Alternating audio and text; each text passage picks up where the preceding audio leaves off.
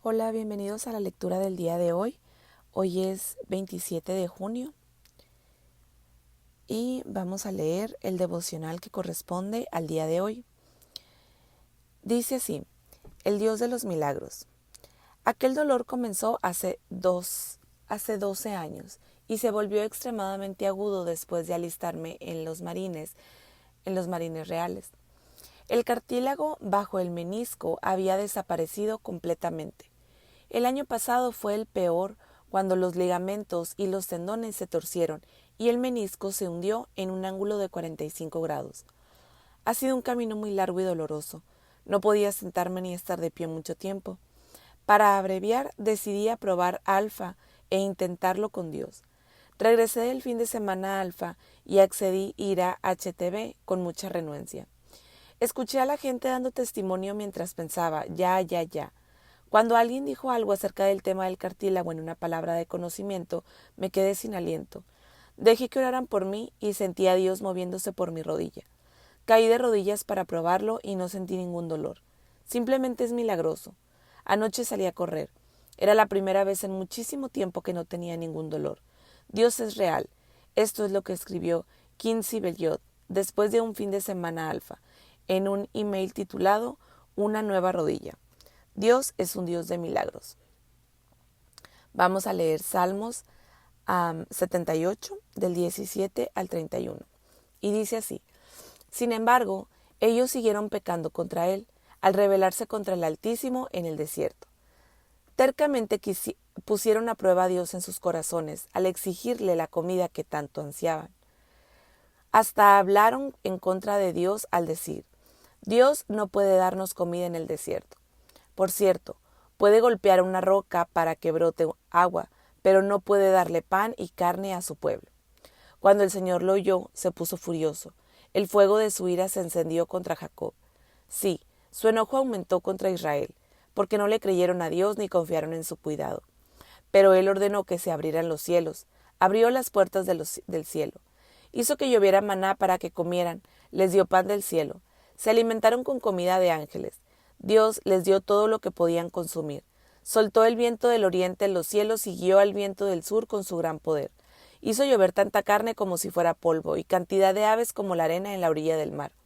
Hizo caer las aves dentro del campamento y alrededor de sus carpas. El pueblo comió hasta saciarse. Él les dio lo que se les antojaba. Pero antes de que saciaran su antojo, mientras aún tenían la comida en la boca, la ira de Dios aumentó contra ellos e hirió de muerte a sus hombres más fuertes. Derribó a los mejores jóvenes de Israel. El devocional dice: recibe el milagro de la provisión. El salmista continúa contando la historia del peregrinar del pueblo de Dios desde Egipto a la tierra prometida. A pesar de la milagrosa provisión de Dios, volvieron a pecar contra él. Se rebelaron y le exigieron comida a su antojo. Dios los ayudó de todos modos. Hizo que les lloviera maná para que comieran. Pan del cielo les dio a comer. Esto prefiguró la comida espiritual que Jesús provee. Eso viene en Juan 6, 30 y 35. De la misma manera, cuando golpeó la roca, el agua brotó en torrentes. Dios provee agua de una roca de una manera milagrosa. Aún así, el pueblo siguió dudando de Dios, porque no confiaron en Dios ni creyeron que Él los salvaría. Aunque los milagros sean portentosos, no siempre hace que la gente crea en Dios. El milagro del agua brotando de una roca sucedió verdaderamente, pero también prefiguró y anticipó algo aún más sorprendente. San Pablo escribe: y tomaron la misma bebida espiritual, pues bebían de la roca espiritual que los acompañaba, y la roca era Cristo. Esto viene en 1 Corintios 10:4. Jesús dijo: si alguno tiene sed, que venga a mí y beba. De aquel que cree en mí, como dice la Escritura, brotarán ríos de agua viva. Con esto se refería al Espíritu. Esto dice Juan 7, 37 al 39. La oración dice: Señor, gracias por el agua viva, del Espíritu Santo que vive dentro de mí. Ayúdame a ser el portador de esta vida sobrenatural para todos los que me encuentre en el día de hoy. Hechos 17, del 22 hasta el capítulo 18, 8. Y dice así: entonces Pablo, de pie ante el concilio, les dirigió las siguientes palabras: hombres de Atenas, veo que ustedes son religiosos en todo sentido, porque mientras caminaba observé la gran cantidad de lugares sagrados, y uno de sus altares tenía la siguiente inscripción: a un Dios desconocido. Este Dios, a quienes ustedes rinden culto sin conocer, es de quien yo les hablo. Él es el Dios que hizo el mundo y todo lo que hay en él, ya que es el Señor del cielo y de la tierra. No vive en templos hechos por hombres y las manos humanas no pueden servirlo, porque Él no tiene ninguna necesidad. Él es quien da vida y aliento y satisface cada necesidad. De un solo hombre creó todas las naciones de toda la tierra. De antemano decidió cuándo se levantaría y cuándo caería y determinó los límites de cada una. Su propósito era que las naciones buscaran a Dios y quizás, acercándose a tientas, lo encontraran. Aunque Él no está lejos de ninguno de nosotros, pues en Él vivimos, nos movemos y existimos. Como dijeron algunos de sus propios poetas, nosotros somos su descendencia. Y como esto es cierto, no debemos pensar en Dios como un ídolo diseñado por artesanos y hecho de oro, plata o piedra. En la antigüedad, Dios pasó por alto en la ignorancia de la gente acerca de estas cosas, pero ahora Él manda que todo el mundo en todas partes se arrepienta de sus pecados y vuelva a Él, pues Él ha fijado un día para juzgar al mundo con justicia por el hombre que Él ha designado y les demostró a todos quién es ese hombre al levantarlo de los muertos. Cuando oyeron a Pablo hablar acerca de la resurrección de los muertos, algunos se rieron con desprecio, pero otros dijeron: queremos oír más sobre este tema más tarde. Con esto terminó el diálogo de Pablo con ellos, pero algunos se unieron a él y se convirtieron en creyentes. Entre ellos estaba Dionisio, un miembro del concilio, una mujer llamada Dámaris y varios más. Capítulo 18. Después Pablo salió de Atenas y fue a Corinto. Ahí conoció a un judío llamado Aquila, nacido en la región del Ponto, quien estaba recién llegado de Italia junto con su esposa Priscila. Habían salido de Italia cuando Claudio César deportó de Roma a todos los judíos. Pablo se quedó a vivir y trabajar con ellos porque era fabricante de carpas al igual que él. Cada día de descanso, Pablo se encontraba en la sinagoga tratando de persuadir tanto a judíos como a griegos. Después de que Silas y Timoteo llegaron a Macedonia, Pablo pasó todo el tiempo predicando la palabra. Testificaba a los judíos que Jesús era el Mesías, pero cuando ellos se opusieron y lo insultaron, Pablo se sacudió el polvo de su ropa y dijo: la sangre de ustedes está sobre sus propias cabezas. Yo soy inocente. De ahora en adelante iré a predicar a los gentiles. Entonces salió de allí y fue a la casa de Ticio Justo, un gentil que adoraba a Dios y que vivía al lado de la sinagoga. Crispo, el líder de la sinagoga, y todos los de su casa creyeron en el Señor. Muchos otros en Corinto también escucharon a Pablo, se convirtieron en creyentes y fueron bautizados. El devocional habla sobre Hechos lo siguiente. Cree en el milagro de la resurrección de Jesús. El mensaje de Jesús. Cuando fue a Atenas, Pablo comenzó a hablar de la gente a su nivel. Pablo comenzó a hablar a la gente de su nivel, No empieza por el Antiguo Testamento, como hizo con los judíos proclamando que Jesús es el Mesías, sino que empieza refiriéndose a cómo adorar al Dios desconocido, y se sirve de eso para explicarles a Jesús. La predicación de Pablo es notablemente positiva. En vez de reprocharles su idolatría, les explica: eso que ustedes adoran como algo desconocido es lo que yo les anuncio. Dice 3 cosas sobre Dios: es el Creador, es autosuficiente y todos lo necesitamos. Pablo prosigue citando con aprobación a sus poetas. Como algunos de sus propios poetas griegos han dicho, los cristianos no tienen el monopolio de la verdad. Dios se ha revelado a sí mismo en la creación y encontramos intuiciones notables acerca de él en fuentes seculares. Su charla llega al culmen cuando proclama el mayor y más importante milagro de la historia, la resurrección de Jesús. Pablo sostiene que tiene pruebas históricas de la resurrección, pues se encontró con el Señor Jesús en el camino a Damasco. Las implicaciones de esto son enormes. La muerte no fue el final para Jesús y no lo será para ti ni para mí. También tú serás resucitado a la vida. Aquí Pablo dice que la resurrección es la prueba de que Dios ha dispuesto un día en el que juzgará al mundo con justicia mediante su hombre elegido, Jesús. Dios dio a la gente la oportunidad de dar una respuesta a este mensaje. Las reacciones al escuchar la charla sobre Jesús y la resurrección de los muertos fueron muy similares a las que experimentamos hoy en día. Algunos se rieron. Unos se burlaron. No te sorprendas si cosechas esta reacción de alguna gente. Otros se mostraron interesados. Otros le dijeron, queremos que usted nos hable en otra ocasión sobre este tema. Hoy en día mucha gente, como pasó entonces, está genuinamente interesada, pero necesita tiempo para escuchar más y pensar todo el asunto. Cursos como Alfa proveen una oportunidad a la gente para hacerlo. Algunos creyeron. Algunas personas se unieron a Pablo y creyeron de manera inmediata. Es poco habitual pero maravilloso, cuando la gente acepta a Jesús la primera vez que oyen hablar de él. Cuando Pablo fue a Corinto, probablemente predicó el mismo mensaje de Jesús y la resurrección. Cada sábado Pablo iba a la sinagoga, donde hablaba y trataba de convencer tanto a los judíos como a los no judíos. No les pedía que tuvieran una fe ciega. Tu fe no es irracional. El hecho de la vida, muerte y resurrección de Jesús da razones para creer. Es posible persuadir a la gente basándose en las pruebas que hay. Si Jesús fue resucitado milagrosamente de los muertos, eso es prueba de que Jesús es el Cristo. De nuevo, como en Atenas, hubo diferentes respuestas. Algunos lo insultaron, aunque otros creyeron. Crispo, el jefe de la sinagoga, creyó en el Señor con toda su familia. También creyeron y fueron bautizados muchos de los corintios que oyeron a Pablo. La oración dice, Señor, gracias por el milagro de la resurrección de Jesús y por el poder de este mensaje para transformar vidas.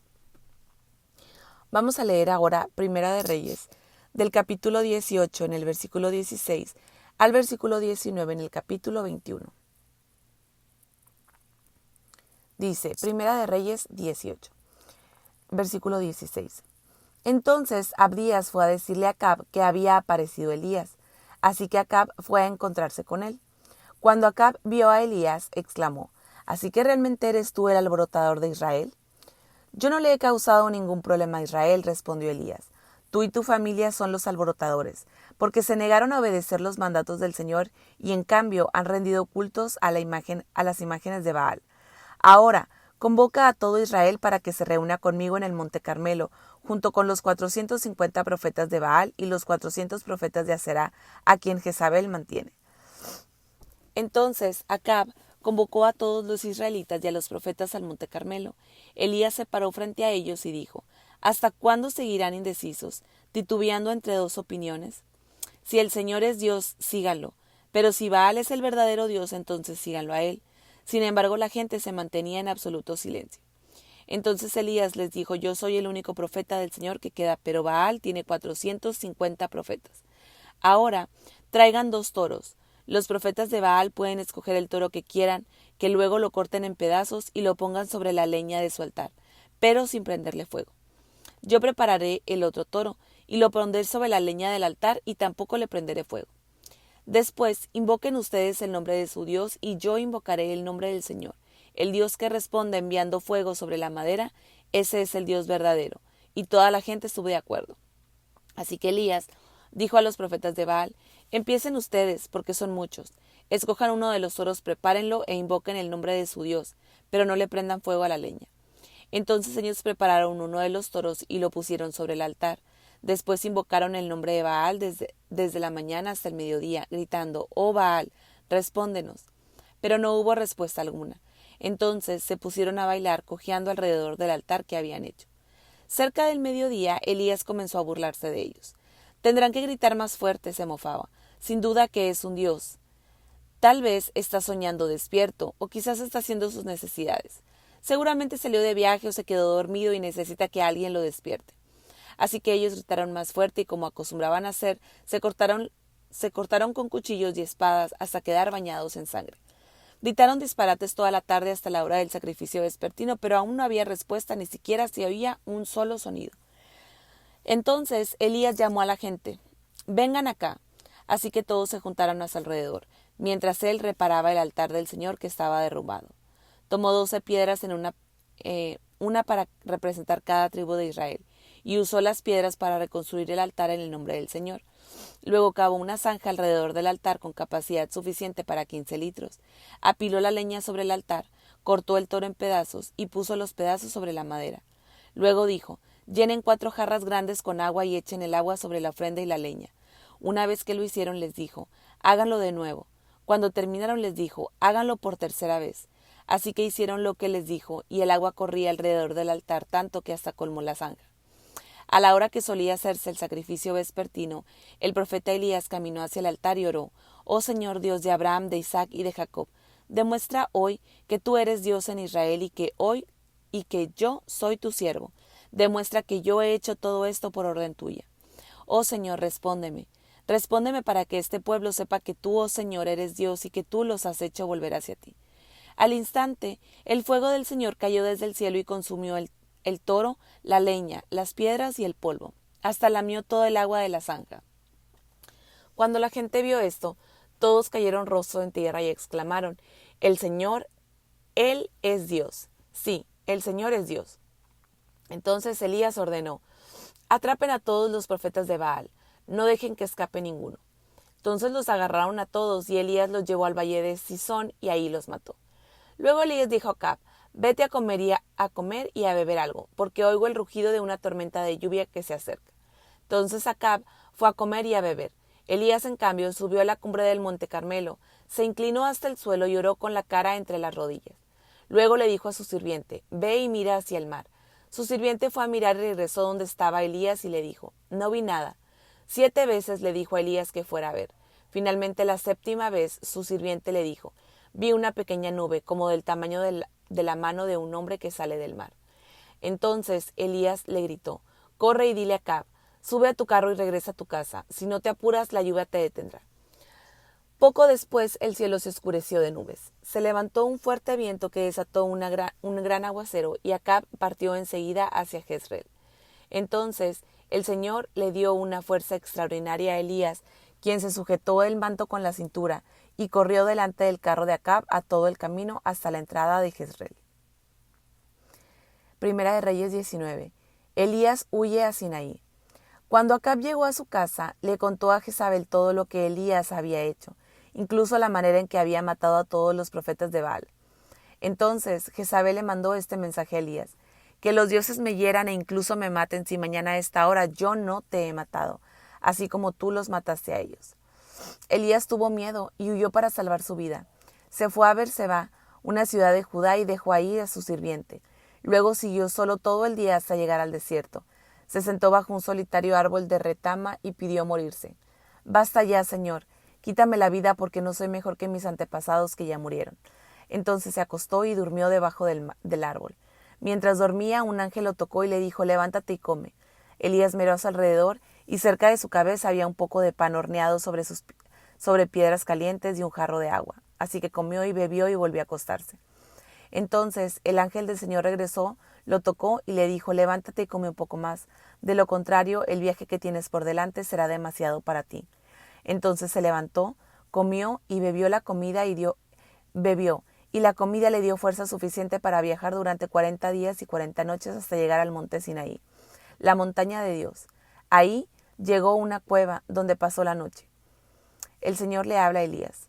Entonces el Señor le dijo a Elías: «¿Qué haces aquí, Elías?».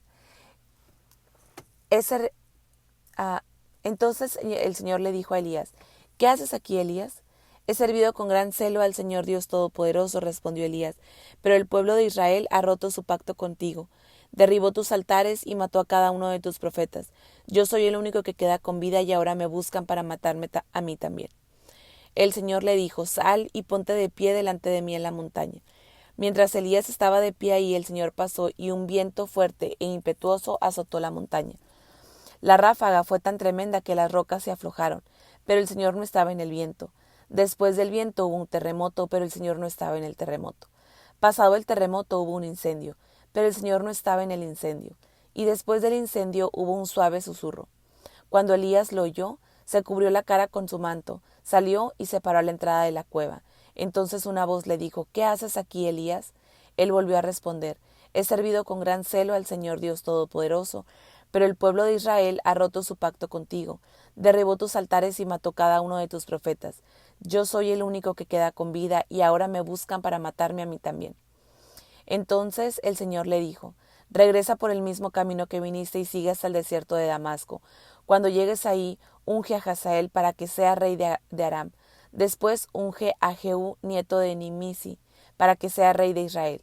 y unge a Eliseo, hijo de Safat de la tierra de Abel Mejola, para que tome lugar como mi profeta. A cualquiera que escape de Hazael, Jehú lo matará, y los que escapen de Jehú, Eliseo los matará. Sin embargo, preservaré a otros 7,000 en Israel, quienes nunca se han inclinado ante Baal ni lo han besado. Llamado Eliseo. Entonces Elías fue y encontró a Eliseo, hijo de Safat, arando un campo. Había 12 pares de bueyes en el campo y Eliseo araba con el último par. Elías se acercó a él, le echó su manto sobre los hombros y siguió caminando. Eliseo dejó los bueyes donde estaban, salió corriendo detrás de Elías y le dijo: deje primero que me despida de mis padres con un beso y luego haré con usted. Elías respondió: regresa, pero piensa en lo que te hice. Entonces Eliseo regresó a donde estaban sus bueyes y los mató. Con la madera del arado hizo una fogata para asar la carne. Repartió la carne asada entre la gente del pueblo y todos comieron. Después se fue con Elías como su ayudante. El devocional de Primera de Reyes dice lo siguiente: experimenta el milagro del fuego de Dios. Dios realizó un milagro notable con la mediación humana de Elías. Esta narración subraya la naturaleza sobrenatural del suceso. Todos tenemos que decidir cómo vamos a vivir y a quién vamos a seguir. Elías dice: ¿hasta cuándo van a seguir indecisos? Si el Dios verdadero es el Señor, deben seguirlo, pero si Baal es, síganlo a él. Prepararon una prueba para ellos y les dice: el que responda con fuego, ese es el Dios verdadero. Servir a dioses hechos por manos humanas es algo fútil. Por más alto que gritaron no se escuchó nada, pues nadie respondió ni prestó atención. Pero cuando Elías oró no necesitó gritar, porque estaba orando al Dios viviente. Puedes tener la confianza de Elías cada vez que oras, sabiendo que tú también estás orando al Dios viviente, quien te oye y actuará de tu parte. Cada vez que oramos, ven Espíritu Santo, estamos pidiendo a Dios que repita el milagro de Pentecostés cuando el fuego de Dios vino sobre toda la gente. No necesitamos gritar o agitar las emociones, simplemente necesitamos pedir. En respuesta a la oración de Elías, el fuego de Dios descendió. Cuando la gente vio esto, cayeron postrándose y gritaron: el Señor es Dios, el Señor es Dios. Aquel fue un milagro portentoso, pero Elías no es diferente de nosotros, era simplemente un ser humano. Después de un momento espiritual altísimo, experimentó un momento emocional bajo. Estaba agotado y se llenó de miedo y desánimo. Estaba deprimido y casi con sentimientos suicidas. Estoy harto, Señor, protestó. Quítame la vida. Cuando estamos agotados es muy fácil que sintamos que se aprovechan de nosotros. No nos comprenden y nos tratan mal. Después de un buen sueño y algo de comida recuperó las energías, pero sintió que era lo único que le quedaba y que todos andaban tras de él. En realidad no era verdad, pues había 7,000 israelitas que no se habían arrodillado ante Baal ni lo habían besado. Pero es fácil sentirse aislado y solo en tu lugar de trabajo, tu familia o tu vecindario. Cuando te congregas, se te recuerda que no estás solo. Los caminos del Espíritu Santo son delicados. Dios habló a Elías y no estaba en el viento recio, ni en el terremoto, ni en el fuego, sino en el suave murmullo. Con frecuencia, necesitamos alejarnos del sonido y encontrar un lugar y un tiempo silencioso para escuchar el suave murmullo de Dios siendo susurrado en lo profundo de nuestro espíritu. Gracias, Señor, porque tú, el Dios de los milagros, el Dios que resucitó a Jesús de entre los muertos, el Dios que responde con el fuego, el Dios que saca agua de la roca, te comunicas mediante un suave murmullo. Ayúdame a escuchar tu voz en el día de hoy. Pipa añade sobre Primera de Reyes 19, versículo 2. Incluso la gente de Dios más grande tiene sus momentos de desánimo. Después de haber matado a los falsos profetas, pensarías que Elías podría con cualquier cosa. Después del agotamiento espiritual y físico necesitamos recargarnos. La recuperación de Elías parece que llegó mediante el sueño, la comida y el ejercicio. Aunque caminar durante 40 días y 40 noches puede que sea un poco excesivo, así como de recibir la ayuda de un asistente para lidiar con la soledad que sentía. Lo más importante es que escuchó la voz de Dios hablándole otra vez. Muy bien, hasta aquí llega la lectura del día de hoy. Espero que haya sido de bendición para ti y que puedas compartirla con alguien que creas que lo necesita. Gracias.